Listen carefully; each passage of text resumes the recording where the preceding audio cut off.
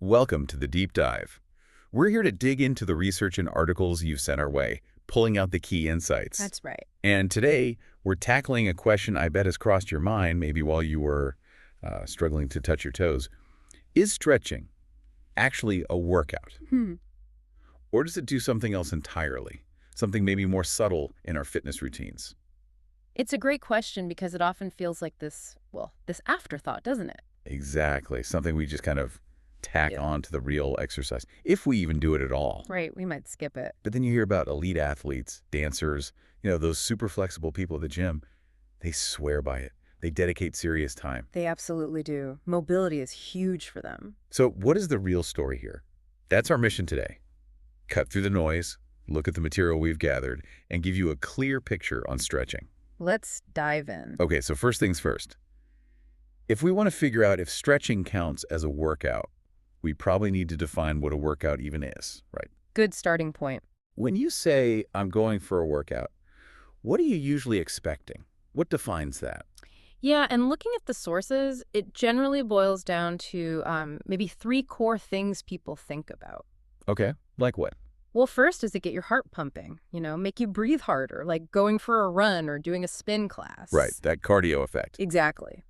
Second, does it burn a decent amount of calories, give you that feeling of having really worked? The calorie torch. And third, does it build muscle, make you stronger over time? Think lifting weights or intense body weight stuff. Got it. Heart rate, calories, strength.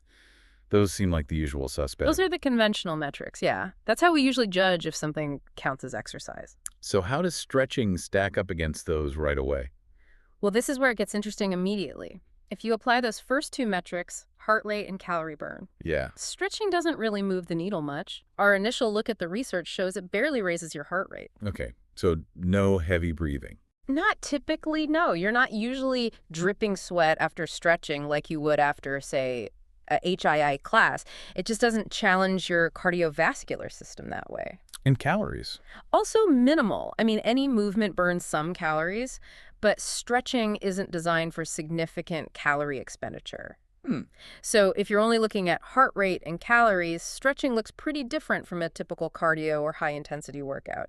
It's definitely not burning off last night's pizza. Right. So, okay, if it's not hitting those big cardio and calorie marks, it's easy to see why people might think, well, it's not really a workout then. Exactly. That's a common conclusion. But I'm guessing that's not the whole story. Okay. Because we still have that third thing we mentioned, building strength. Ah, yes. Strength. And this is where maybe it gets, well, more complicated. Can something like stretching actually build strength? This is precisely where the common view needs a bit of an update, and it's a really key point from the research we looked at. Okay, lay it on us. Here it is. Stretching does improve flexibility. And flexibility is actually classified as a component of strength. Oh, okay, wait. Flexibility is strength. It's considered a component of strength, yes. It kind of challenges that narrow idea that strength is only about lifting heavy things. Huh. So it's not just about brute force. Exactly. Strength also includes your body's ability to move through its full range of motion, control that movement, and stabilize itself. Flexibility is fundamental to that. Okay, unpack that a bit more. How does being flexible relate to being strong? Well, think about it like this. If your hamstrings are super tight, can you do a proper deep squat? Probably not, no. I'd ram my back or couldn't get low enough. Right. You're limited not because your leg muscles are necessarily weak, but because your lack of flexibility is holding you back. It's stopping you from expressing your full strength potential in that movement. Ah, I see. So flexibility enables strength. Precisely. It's not just about being bendy, it's functional. It allows your muscles to work effectively and safely through their entire range. Without good flexibility, your power output can be limited, and your risk of injury might go up. It's like having a powerful engine but clogged pipes, maybe. That's a great analogy. Yeah. Flexibility allows for more powerful, efficient movement. It gives your muscles better leverage. That reframing is really helpful. Flexibility as strength. It definitely changes how you might think about just doing a few stretches. It does. It's not just about touching your toes. It's about unlocking potential. Okay, so if flexibility is a type of strength, what about the actual muscles working during the stretch? Is that engagement significant enough to feel like, well, like a workout activity? Or is it still pretty passive? Another crucial point, and yeah, the nuance is definitely key here.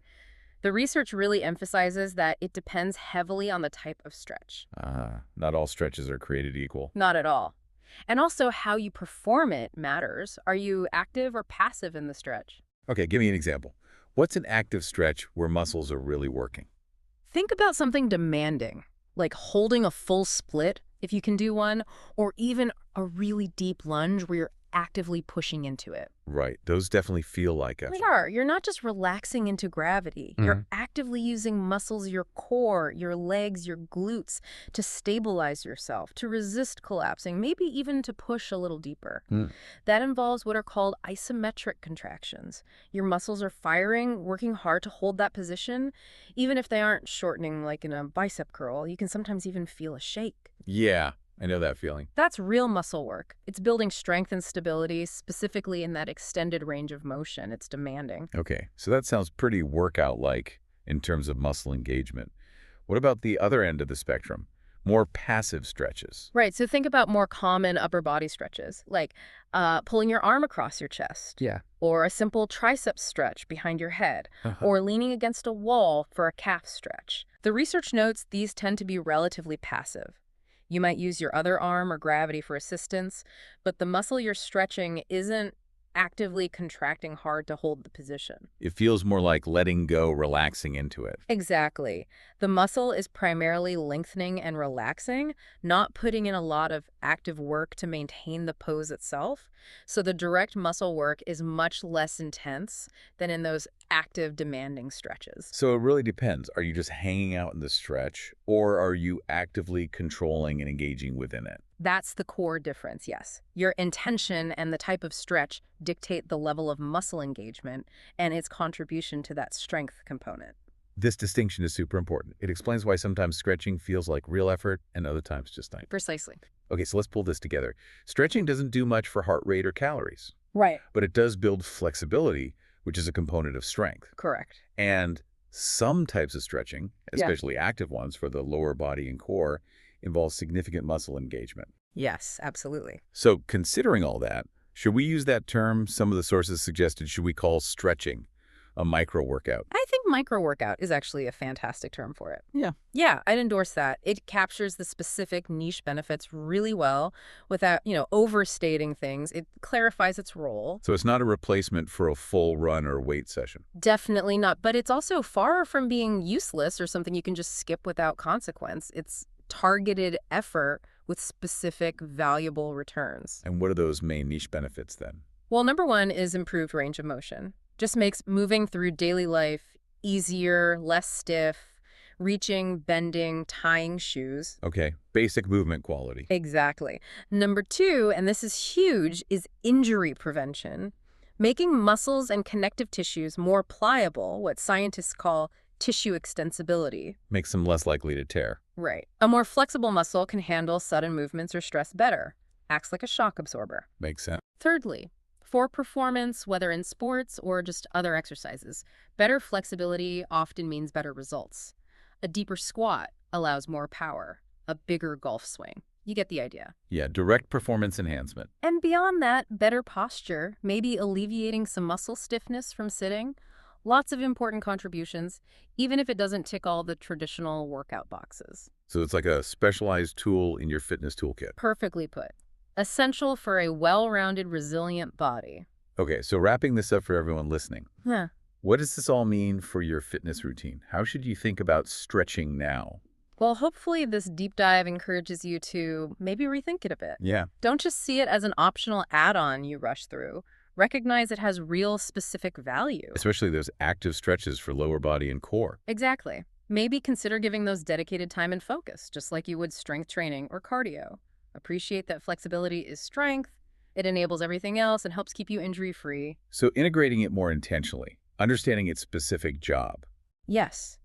It's about being smart with your training, optimizing not just strength, but functional movement and resilience. Working smarter, not just harder. I like that. And that kind of leads to a final thought, something for you to maybe chew on after this. Oh. Beyond stretching, what other things do we often overlook? Subtle activities or movements in our day that might also be contributing to our well-being? Could they also be seen as valuable micro-workouts? Like what kind of things? Maybe just standing up more often instead of sitting, Actively engaging your core when you walk, choosing stairs, even just focusing on good posture throughout the day. So small, consistent efforts that add up. Exactly. They might be building balance, resilience, mobility, quietly boosting your fitness without ever stepping into a gym. It kind of opens up how we think about movement and well-being in general, doesn't it? It really does. Yeah. A great thought to end on. Thanks for diving deep into this with me today. My pleasure. Lots of